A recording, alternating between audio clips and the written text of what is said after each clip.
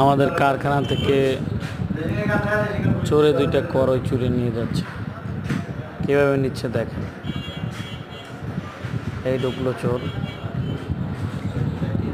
এই যে দেখেন চারপাশে কেউ আছে কিনা দেখতেছে কিভাবে চুরিটা করলো। খুবই দুঃখের বিষয়, কারখানা থেকে চোর এভাবেই চুরি নিয়ে যাচ্ছে। ওই যে দেখেন এই যে এই যে এই যে এই যে করই লচ্ছে, করে নিতেছে। এই করে নিয়ে ভালো।